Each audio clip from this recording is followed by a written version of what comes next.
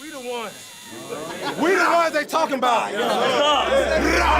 Broadway Sports Media. Choose your fighter. Justin and Justin Titans podcast show. Some of it was bad, but hopefully you probably piece something together. Outstanding. There's an earthquake in the middle of the podcast. Unbelievable. We're begging for listeners. That's all we do. We all we got. Hey, Titans on three. 1, 2, 3.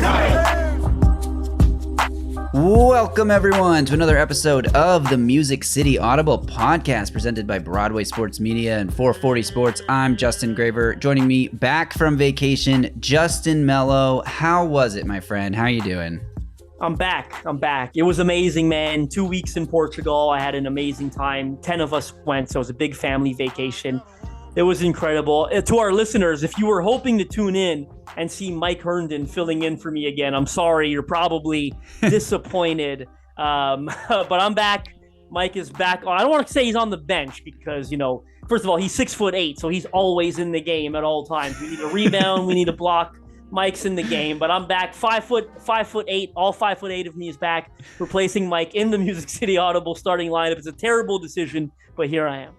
Yes, well, we're thrilled to have you back. Thanks again to Mike for joining last week. If you missed that episode, it's just one up in the podcast feed, so check it out. And before we get too far into this, I just want to remind everyone, we need you. We need you to subscribe to our YouTube channel. We are growing faster than I expected, honestly. We're over 360 subscribers now as of this recording.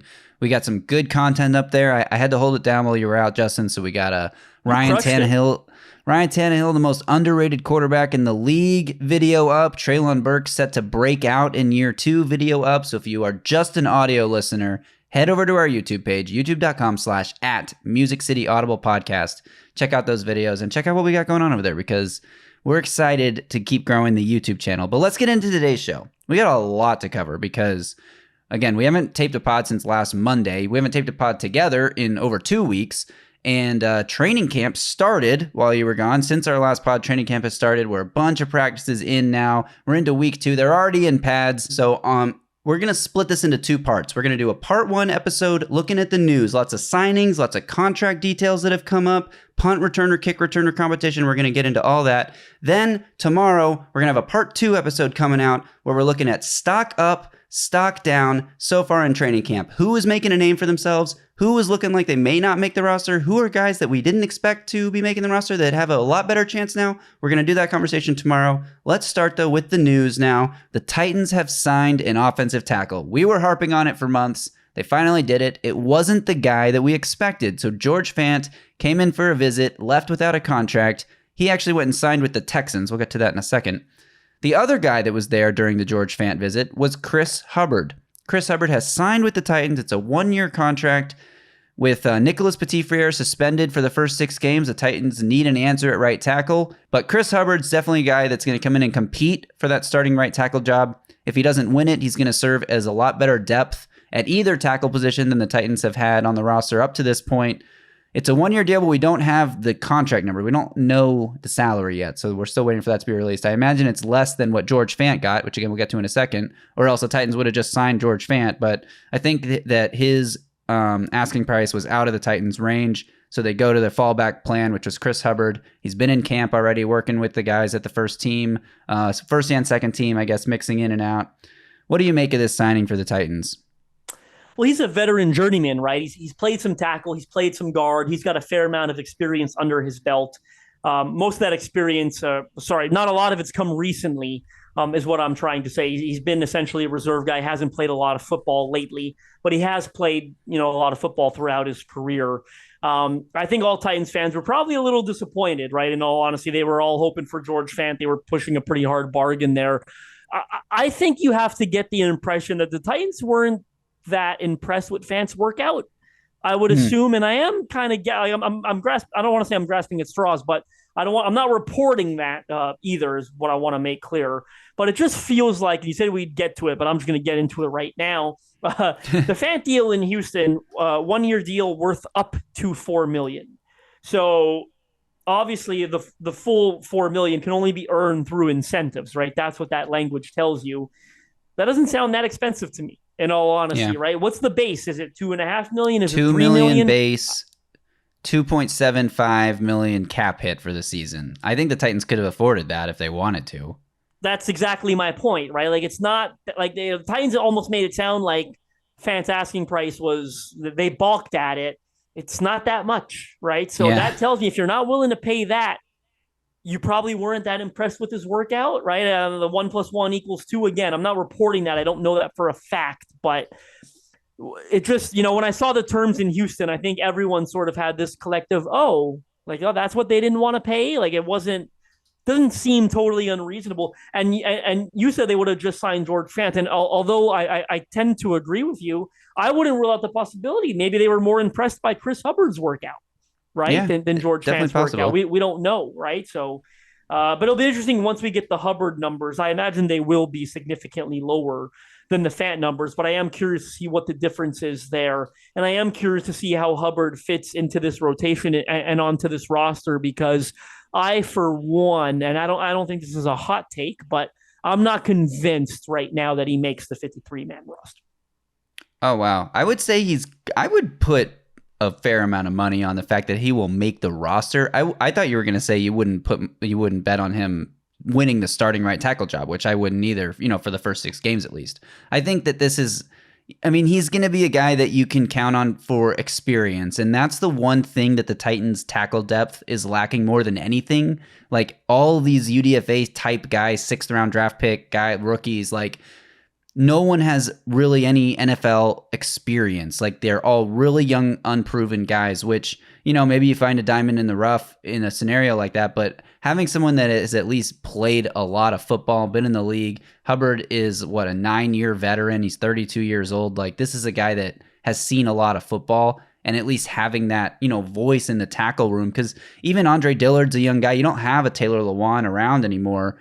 He's you don't have a Ben Jones, or just in that offensive line room. It's a really young room now, and it wasn't for a long time in Nashville. They had a bunch of veterans. So I would say that he probably sticks on the roster, at least as a swing tackle. But let me be clear about what I mean, and I don't think I was unclear, but let me be clear.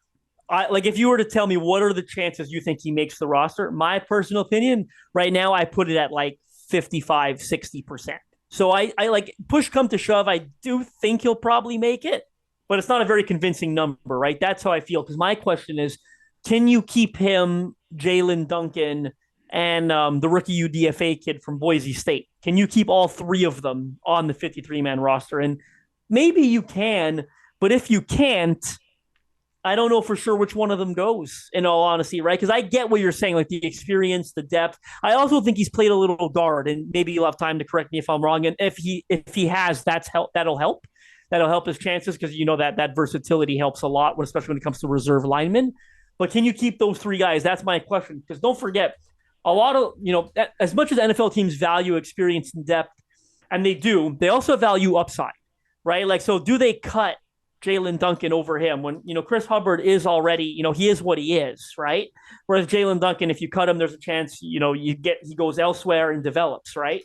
The kid from Boise State, if you cut him, and Vrabel lit up when talking about him, right? That's the interesting part of this. Vrabel lit up when talking about that kid. So are you willing to cut those guys in favor of keeping a 32-year-old veteran journeyman who's already reached his performance ceiling? He's probably on his, coming on his way down, right? In all honesty, at that age. Fair. So I think that's what gives me pause of guaranteeing that he makes a 53-man roster. Is there a way where you get all 3 of them on the roster, or are you willing to cut Duncan or the Boise State kid in order to keep him? And I'm not 100% convinced that that's the case.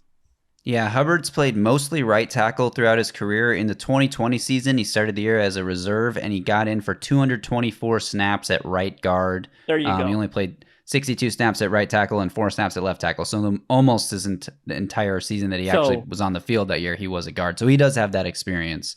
I don't want to get too much into this conversation, but I do want to say the last time I looked at doing a 53-man roster projection, I just pulled it up because I wrote it down in my phone. I had them keeping 9, and I actually did have I haven't published this yet, but I do have Duncan, Hubbard, and the Boise State kid all on the 53-man roster. So I guess I answered my own question, where I think it's possible that they can keep all 3. The guy that I ended up cutting for my initial projection before they signed Hubbard was Jordan Roos, because I had Jordan Roos as the 9th lineman, my 9th and final, and I had him obviously as a guard, right? He's exclusively a guard. So if you do feel Hubbard can play guard, which he does have some experience, I think that's the way you probably get him, Duncan, and Ajoku, all three of them on the 53 roster.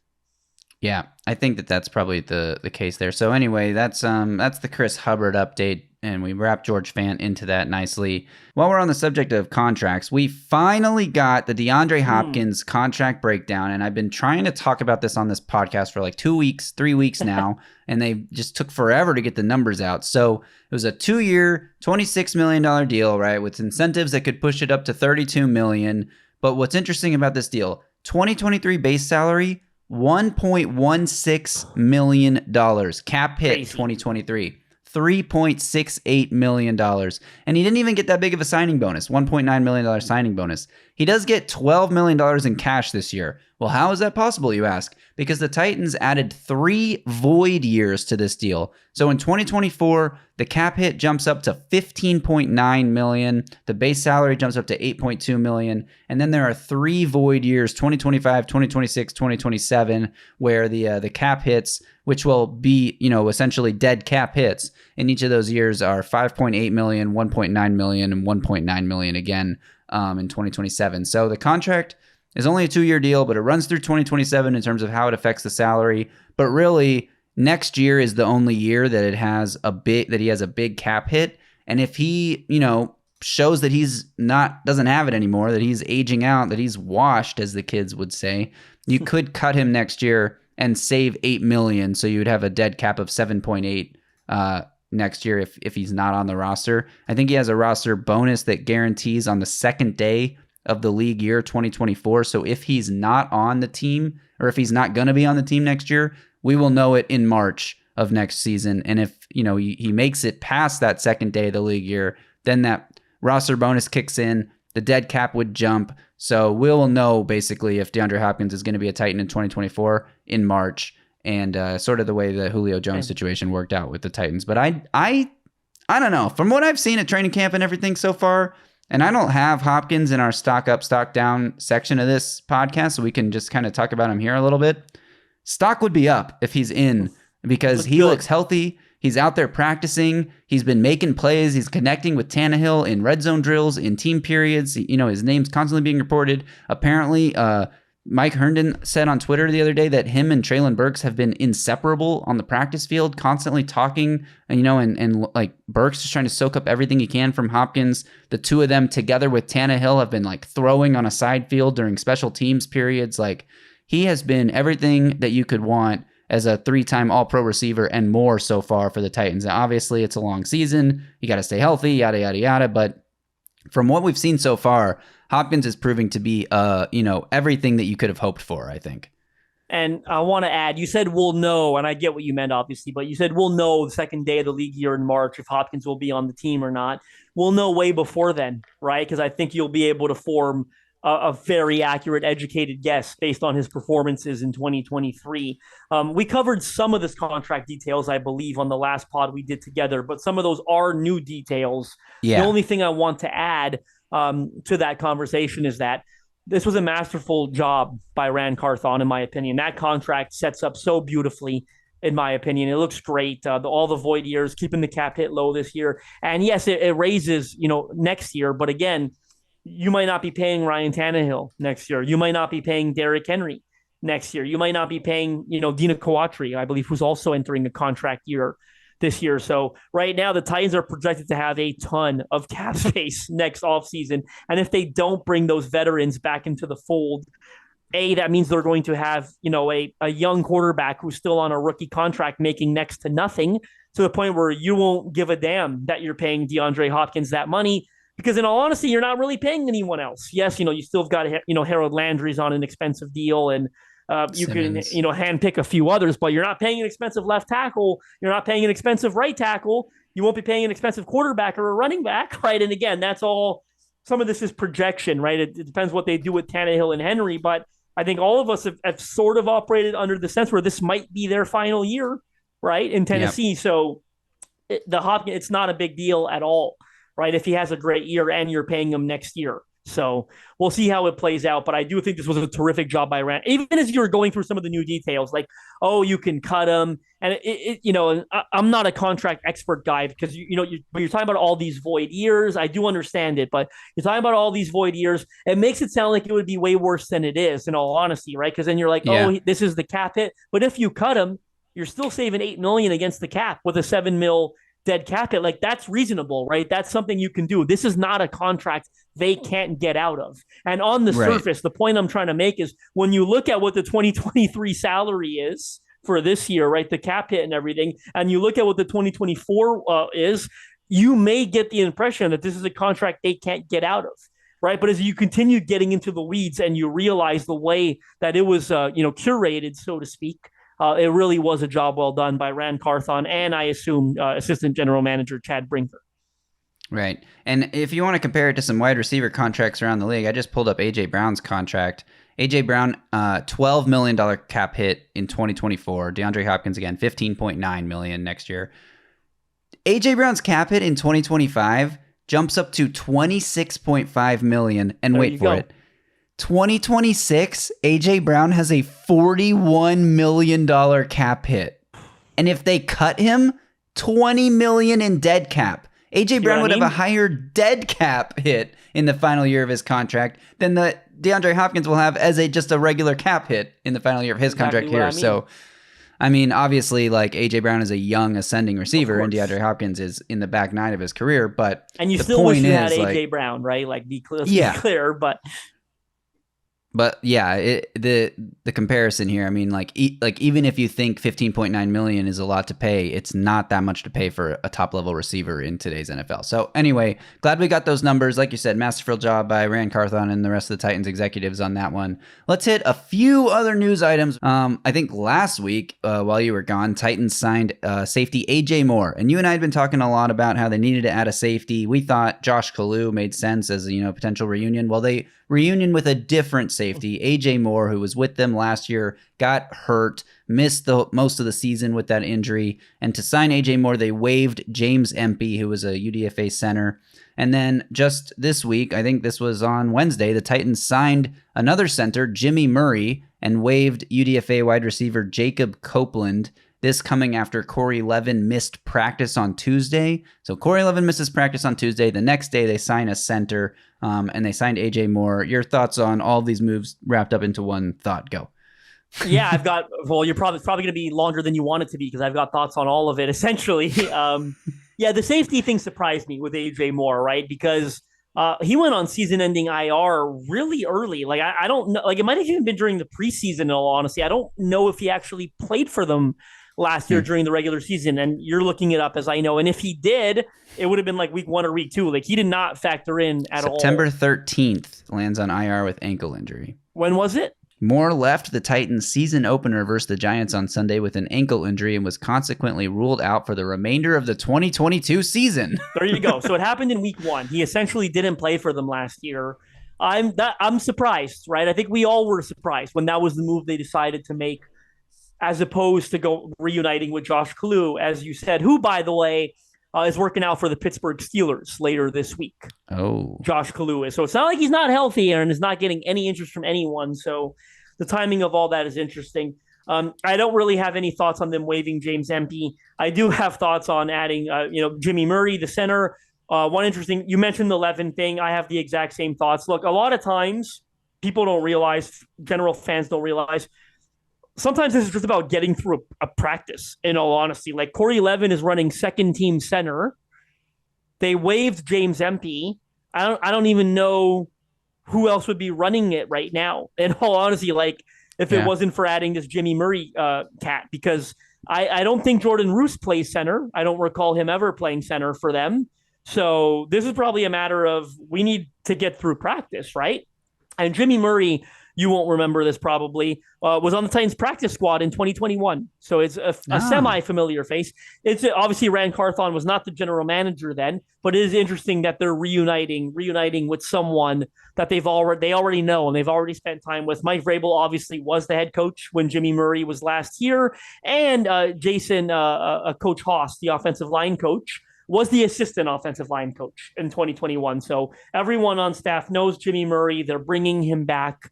I would imagine it is related to Corey Levin's absence from practice. Final thoughts on all these moves. The cutting Jacob Copeland. He was a UDFA receiver I certainly had some hopes for when they added him. A lot of people liked him. Everyone, yeah. I mean, they spent a lot of time with him at Maryland's Pro Day. Like, they had interest in him throughout the entire pre-draft process, and then they were ecstatic to sign him. Obviously, he was disappointing. I mean, it's only been a week of training camp, and they already feel like they've seen enough.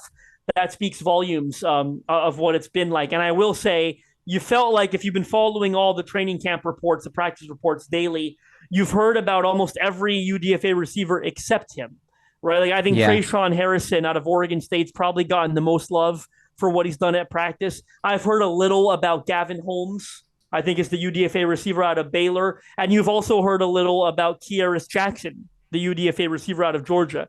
I didn't hear anything about Copeland this entire time, right? And you've heard about, of course, second-year receiver Reggie Roberson Jr., right? Who, by the way, I just published a great interview with over at BroadwaySportsMedia.com.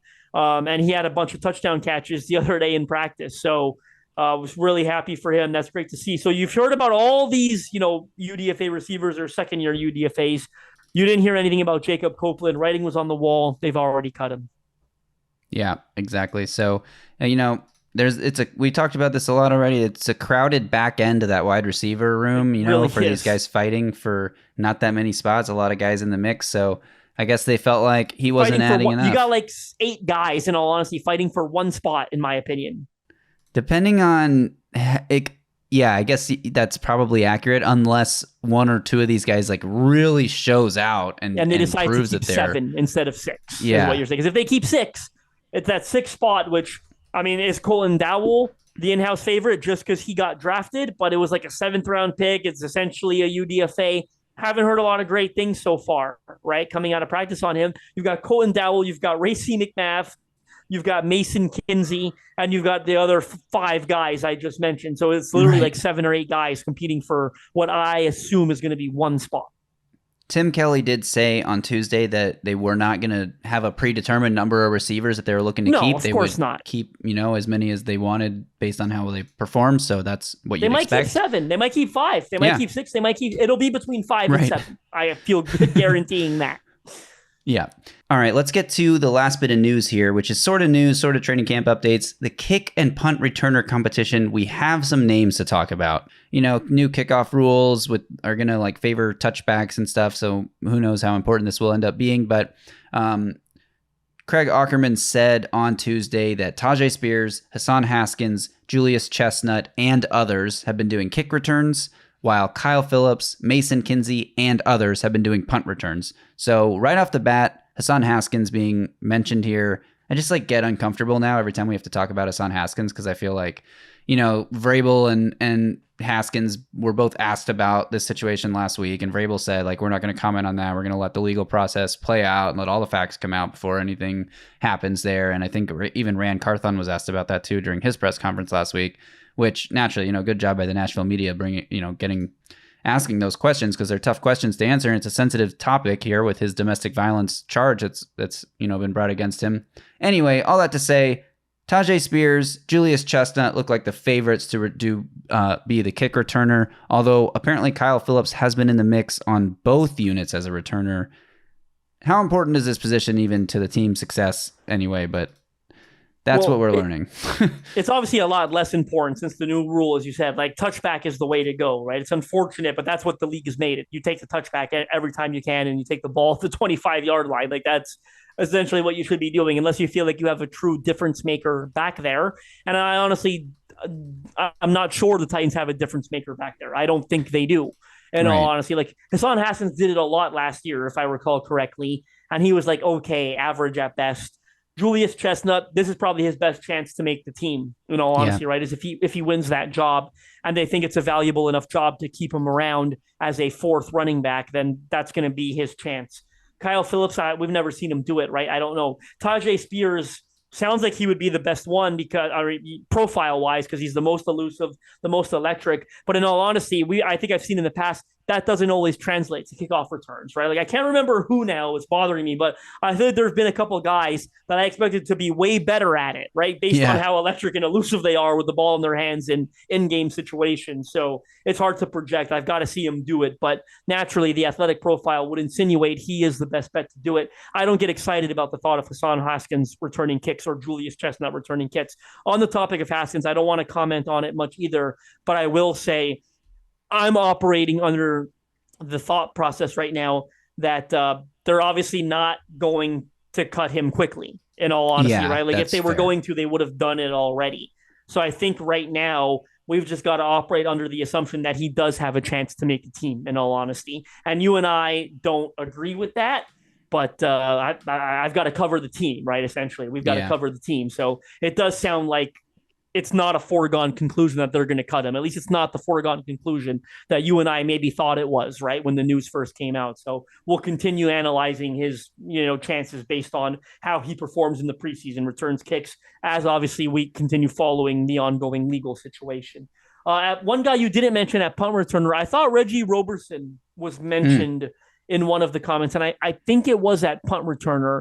That's interesting because it obviously directly correlates back to the conversation we just had at receiver, where if they do keep 6 or 7, whatever, that last spot or those last 2 spots is probably going to have to be someone that can play special teams, right? So if Reggie Roberson Jr. continues showing out at practice like he did the other day, and I thought he looked pretty damn good based on the clips and reports that we saw and received, and he also proves he can play special teams and return kicks and or punts, that's going to increase his chances. Yeah, well said there, and I think that's definitely true. So we'll keep an eye on that competition. I think, once preseason starts and we get to see what these guys look like doing it in a game situation, especially when it comes to can you catch the punt safely without muffing it, which obviously was an issue for Kyle Phillips last year. Even though he did have a couple electric returns back there in that position last season, he also had a couple of muffed punts that are, that can change the whole course of a game. So it was a home run or a strikeout, right? Every time you're a baseball guy now. It was a home run or strikeout every time he stepped to the plate. He's a power hitter, baby.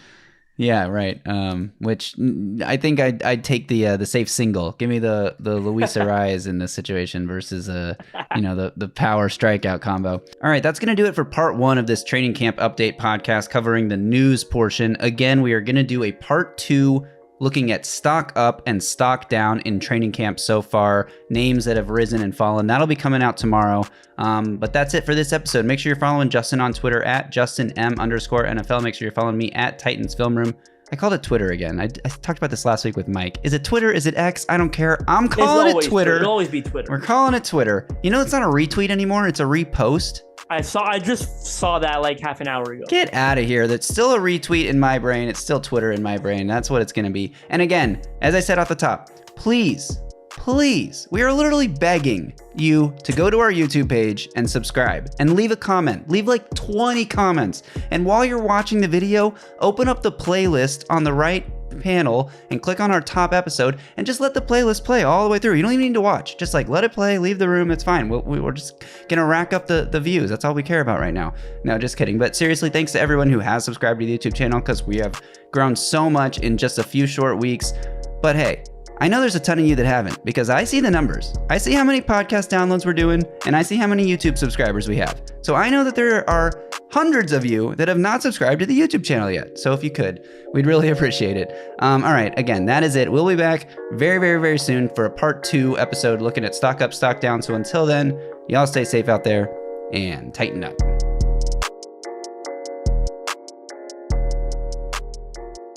A Broadway sports media production.